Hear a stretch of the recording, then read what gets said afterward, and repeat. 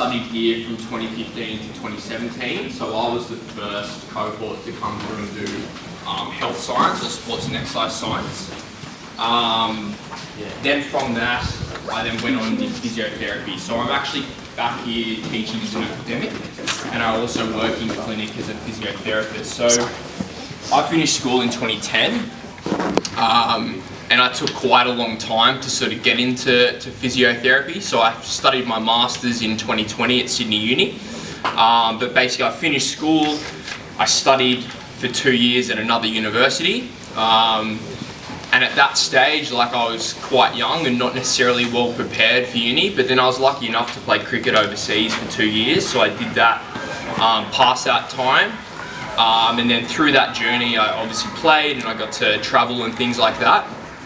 And then when I came back, I then transferred over to ACPE and finished my health science degree. So during that time, I've worked at the Parramatta Eels. So I started off as a sports trainer and then moved more into strength and conditioning. So during that time, I did my ASCA level 1 and level 2. And then when I finished up sort of at Para, I also did an internship with a women's rugby sevens team where I was sort of doing S&C stuff there. And then from there, I worked with the Cabramatta women's rugby league team. And then since then, I've sort of been more working in private practice as a physiotherapist. And then through that, we actually do the S&C and physio for North Sydney Bears. So that's sort of been quite a great experience to keep sort of doing a little bit of sports stuff, but it's more sort of that private sort of clinic work. So I guess, yeah, throughout my journey, like, even though it took me a long time to sort of get into physio, sort of studying health science provided a nice sort of like framework in regards to then figuring out what I wanted to actually do. So yeah, and then I was lucky enough to sort of keep in contact with teachers that taught me at uni, and then ended up getting a job back here as a lecturer. So the first sort of topic we'll touch on is just sort of studying sort of sports at uni. So we have Chloe and we have Aaron here. So they're first year students. So Chloe is studying sports and exercise science, and Aaron is studying sports business. So just sort of give us a bit of a sort of insight into how you've sort of found your first semester here at ACPE. So I'll start with you, Chloe. Well, at first it was like really nerve-wracking starting, because you don't really have like the help of teachers like you did in high school. You have to like figure everything out on your own. You have to stay on top of like your emails, your assignments, your notes that you're making in lectures. But it's also good to like meet new people who are also interested in like the same thing that you're doing. Yeah, Aaron. No, ACPE's first year, I didn't know what to expect when I first came here, to be honest. Because going from high school, you're doing 5, 6 subjects that you don't really want to do, to now where you're choosing a subject that you want to study. I didn't know what to expect, and personally I find it so much easier and better. It's more self-paced, you know what I mean? Yeah, awesome. Yeah, and I definitely sort of agree with that. Like, I guess at school, yeah, you may not necessarily be doing subjects you particularly enjoy, but I guess going down a path where you're choosing a degree that you're interested in, it almost makes study a lot easier because you want to learn about these particular topics. So that's definitely an element that I found really enjoyable. And then you just start to sort of like expand your knowledge, and you just sort of want to learn more about different things. And I guess depending on what you want to do, if I talk from my perspective, like when I finished school, I knew I loved sport, I knew I loved training, I loved nutrition and those types of things, but I didn't necessarily know like which direction I wanted to go within that particular area of sort of work. And then I guess through doing the degree, it sort of then made me realise that, yeah, I love doing like the strength and conditioning stuff, but then I wasn't able to necessarily work with athletes that were then injured. So that then sort of directed me to go down that physiotherapy path, which then allowed me to sort of work with athletes that were hurt and then get them back to sport and then get them trying to perform sort of at their best. So yeah, it sort of created a really nice sort of grounding in regards to then further direction and further study. So how have you guys sort of found the transition from sort of school to uni? Honestly, I thought it was going to be a lot harder because you don't have like the reminders, the constant saying, have you done this, have you done that? But if you have like a proper routine, then you find it a lot easier. Yeah. Yeah, touching on what Chloe said, routine is a massive thing for uni. When I first started, I didn't have a routine, so I sort of had to build my way into a routine. And then once I had that routine, I found it so much easier. Like because you have your calendar, so you know which classes you go to, what time, and that doesn't change throughout the semester. So you can just set your alarms and just keep them on. You wake up, you know what to expect, and even if you're sick or something, everything's on canvas, so you can just rewatch all the videos or go to your like notes and stuff, and just reread them and whatnot. Yeah, and I think like probably one of the things that you'll find once actually getting into uni, the semesters go very quickly. Like you start at week 1 and then by no time at all you're at week 7 and there's like different sort of assessment tasks sort of coming up. So yeah, I definitely say being on top of things and being like ahead of what you have to do is really important. Because obviously depending on what school you go to, like there's going to be schools that the teachers are quite pushy and sort of make you do things versus at uni, like it's very much on you to have to do the work. So yeah, having some good structures in place and sort of being quite sort of prepared for things is really important. And then I guess like for you guys, like what have been some of the most enjoyable sort of experiences that you've currently had at ACPE? Definitely like the start with O Week, going to meet new people and finding out like that you actually have people who are interested in similar things to you. And definitely that like the units and the classes that you do are a lot more hands-on and like practical. So yeah. For me, I'd say the student area down below. After class and you're waiting for your next class, you go down there with all your mates, play ping pong, basketball, whatever, blast music. It's just a good time, to be honest. Awesome. Yeah, and I guess like for me, because I've studied at multiple universities, I'd say like for me one of the main differences between where I studied initially and then coming to ACPE, like ACPE is like a nice sort of small community, like your cohorts aren't massive. So two things that I really sort of enjoyed about that were you could create some really like good close relationships with the people around you versus just being like another number at a big sort of institution. And then the second thing was you're able to then like build some great relationships with your lecturers and your tutors. I found sort of throughout my experience here that yeah, like asking loads of questions and sort of building that type of relationship with your teacher, like you didn't even necessarily then need to actually talk about things that were in class. It might be something of a different topic, but being within this community allows you to do that versus at bigger universities, like they've got so many people that they have to sort of oversee and take care of, so that can be obviously quite challenging.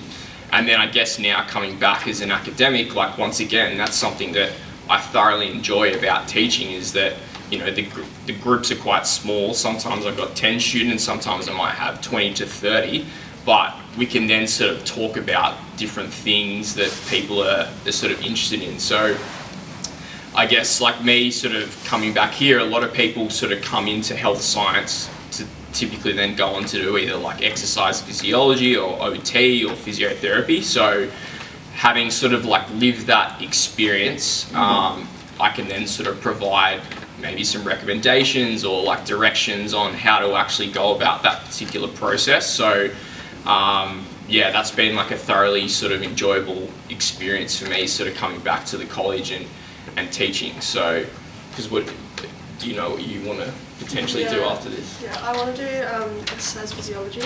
So, yeah. And what sort of made you sort of want to go into exercise physiology? I haven't thought about it that much, but probably do like become an exercise physiologist. Yeah, cool.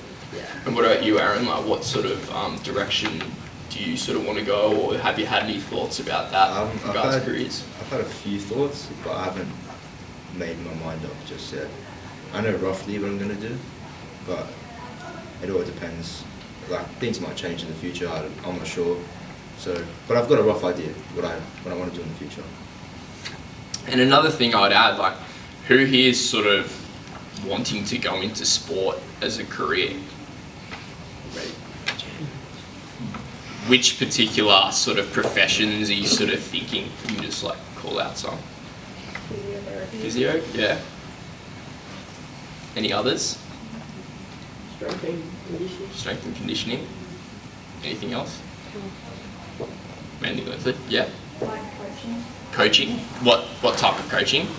Just sport coaching. A particular sport or? Maybe AFL. Yeah, awesome. So I guess like one of the things that I'd say, like, especially if you're young and living at home, like university is really good in regards to providing you sort of like the basis of knowledge, but you then need to actually be able to apply that in the real world. So I'd say like when you're at this stage and you don't have too many life commitments, definitely sort of reaching out and trying to get different sort of experience with different teams and things like that is really important. So yeah, like I was lucky enough that basically when I came back from the UK, do you guys know who Nathan Kalis is? Played like 300 games for Parramatta. Anyway, when he retired, he then actually started working with my dad in real estate. But luckily through that connection, then he actually then went back to Parramatta and was running the junior development program sort of there. So that sort of got me my initial into sport, and basically, yeah, I started off as a sports trainer and then moved more into that sort of strength and conditioning sort of field. So like whilst I was studying, I was then able to try and like apply that knowledge within that particular setting. And then there as well, like I had some fantastic mentors that I was able to learn off as well. So I'd say like if you're wanting to get into sport, definitely try and reach out to different clubs. It doesn't even have to be professional clubs, right? Like do your level 1 sports trainer, then go and like work for particular teams, and then you start to actually learn like, oh, okay, like this is what I learned at uni, and then this is how it actually works, like working with different sort of people and different athletes and those types of things. And then I guess from there, if you are a little bit unsure about the career that you want to get into, it will then start to shape your idea of like what you might actually like and how actually sport teams runs and that sort of type of thing. Because like nowadays for me, like I do love sport, but it is a big commitment. Like you have to do a lot of hours sort of outside the norm, and you have to work weekends and those types of things. So there are some challenges around it, but it is a thoroughly enjoyable experience, and you definitely sort of acquire some fantastic skills. So yeah, that's one piece of advice I'd give you guys, is if you want to work in sport, like start reaching out now and start trying to sort of get some experience. And that even being like in a gym and those types of things, just shadowing like different people within the gym setting. So within my clinic, like we take on students. So we've had a couple of students from UTS come in, so they've been studying sports and exercise science. So yeah, my clinic's fantastic because we have a really good gym facility, we've got good technology. So one of the students actually then got a job out of it. So yeah, if you just sort of look at reaching out to different sort of places and start trying to actually get some hands-on experience, it definitely helps you. And I guess, yeah, me sort of taking quite a long time to get into physio, going down that sports and exercise science route into then physio, once again, I think you develop lots of fantastic skills that are then sort of convertible to that particular setting. I remember sort of when I was doing my masters, like I was a bit older than most people there, but a lot of them had sort of gone to school, studied, and then gone straight into physio after that. And they didn't have really any hands-on sort of experience like in the workplace. So I just remember seeing like some of them like trying to prescribe exercise and stuff, but none of them had really done it before. So trying to do those types of things like whilst you're studying or before you actually go on to that can be really sort of valuable. Do you guys have anything else to add? So that's probably most of what we'll talk about. So I guess like I'll just like open up the floor. If anyone has any questions or anything like that, feel free, or if you want to have a bit of a chat once we finish up, we can. Any questions? Cool. How Yeah. long have you been studying here, Chloe and Aaron? Are you in first First year. year this year? Yeah. First sem. First sem. Yeah. Any other questions? Yeah, I've got one. Yep. What is exercise physiology? Good question. Chloe, what Can do you answer that? What is exercise physiology? Well, from my understanding, it's like doing a lot of tests on the athletes to help improve their fitness or like nutrition and yeah. Okay. Right. Thank you. So basically, like, exercise physiology it's almost just a slightly more advanced version of exercise and sports science. So the actual degree gives you the ability to work with clinical populations. So like some facilities like mine, we might employ an exercise physiologist, because quite often we'll actually get referrals from GPs that someone might have a particular heart condition, or they might have diabetes or something like that. And it basically just allows you to work with those, because you've just got a further understanding of like what are some of the precautions and contraindications for those particular populations, as well as then like, okay, well, what are going to be the most beneficial exercises for those people. So yeah, like when I was going on to further study, I was sort of debating, do I do EP or do I do physio? The thing that sort of tipped me over the line is EPs don't actually have the credentials to like assess as well as diagnose particular musculoskeletal conditions in particular. So it would have meant that I was basically like doing what I do, but then I could work with those populations, but I wasn't then able to do that, versus there's sort of this semi-divide of like how physios treat. Are they like EPs or are they more like hands-on sort of thing? Like I'd almost consider myself an EP in practice, but I just have that further knowledge and skill set to be able to diagnose particular things. Thank you. That's okay. Any other? Yeah, I just wanted to ask Chloe and Aaron, how did you actually get into ACPE? Did you just like apply? Did you apply for scholarship? And also, when you did get the course, did you ever feel like you wanted to defer it to focus on something else? Like, do you have that flexibility to defer it and do it the next year? Yeah, so I applied through early entry, so I just submitted my year 11 marks, and it kind of just goes through a process, and then it comes at the end of the year, or the beginning of year 12. And your question with if I wanted to change courses, I wanted to do coaching as one of my second options, but I think you can get a taste of what your course is like first, like for the first 2 weeks or so, and then you'll be able to change it if you want to. Yeah. Yeah, adding on, there's a census date. So if you're not happy with a particular course that you're studying, there's a census date where you can change it without applying those fees again. So, but I didn't have to do that because I like what I'm doing now. So, but yeah.